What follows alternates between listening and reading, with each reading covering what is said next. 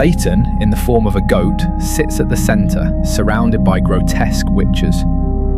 In their hands they hold children, preparing to sacrifice them. This is Witches Sabbath, painted by Francisco Goya in 1798. At first glance, it appears to depict a ritual child sacrifice to Satan. But is that really the case?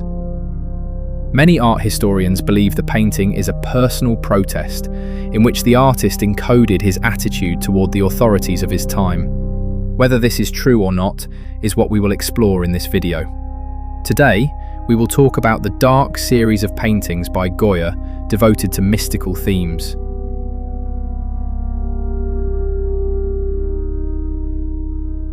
The supernatural world has always fascinated people, and images of witches have long been shrouded in mystery, secrecy, and fear.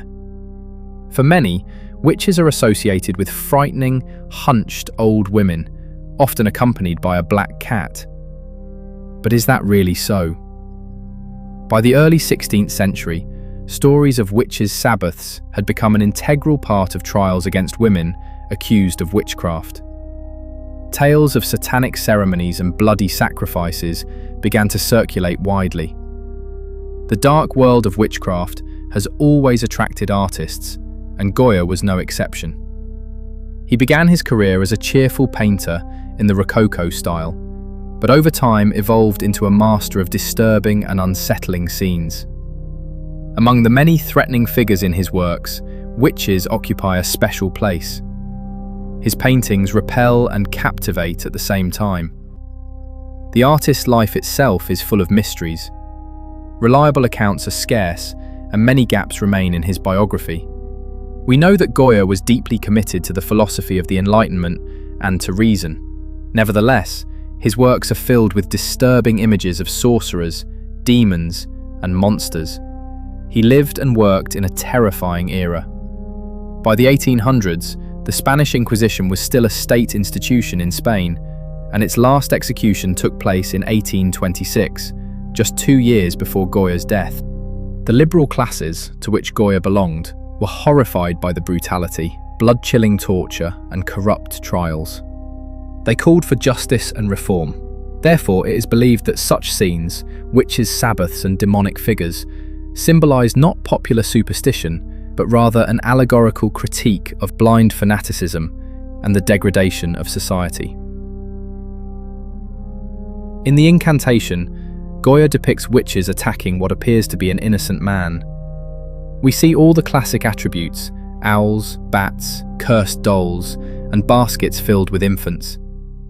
Some scholars claim that the figure in the yellow cloak represents a woman named Graciana de Barrenechea, who was allegedly executed in 1610.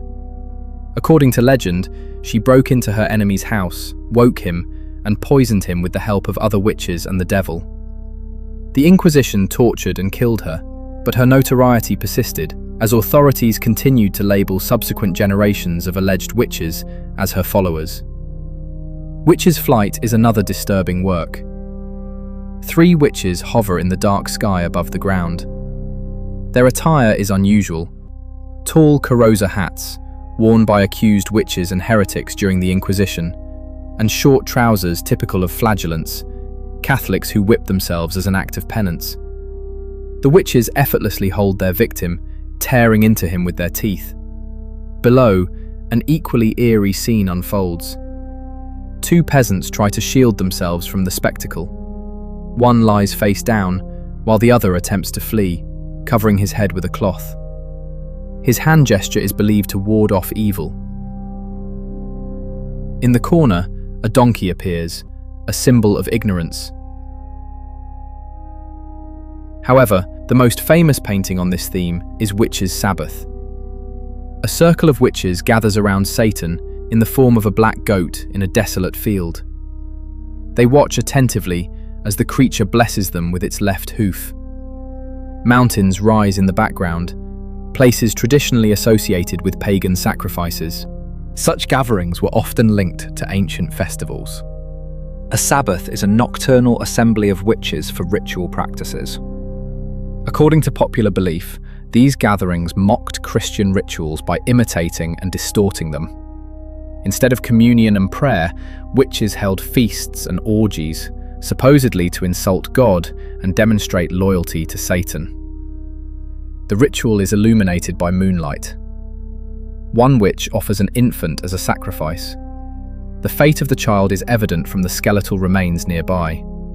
Some witches, having already presented their offerings, wait quietly, while others stand in line, their faces blurred. The scene draws on widespread folklore, claiming that witches must drink the blood of newborns to preserve youth and vitality. Yet the women depicted appear aged, exhausted, and grotesque. A chilling detail emerges upon closer inspection. What seem to be dead children hanging from a pole are actually dolls, objects used in magical rituals to harm those they represent. Notice the vine wrapping around the goat's horns, fig leaves. According to the Bible, Adam and Eve used fig leaves to cover their nakedness after eating the forbidden fruit. Their presence here suggests temptation and moral corruption, as the devil leads the witches away from Christian virtue. After the ritual, the witches gather by torchlight, feasting on horse meat and drinking from hooves and skulls. One of Goya's final witch-themed works was painted directly onto the plaster walls of his home and later transferred to canvas after his death. He created it between 1820 and 1823, during one of the darkest periods of his life. By then, he was nearly 70, suffering from deafness, illness, and hallucinations. This later Witches Sabbath belongs to the so-called black paintings.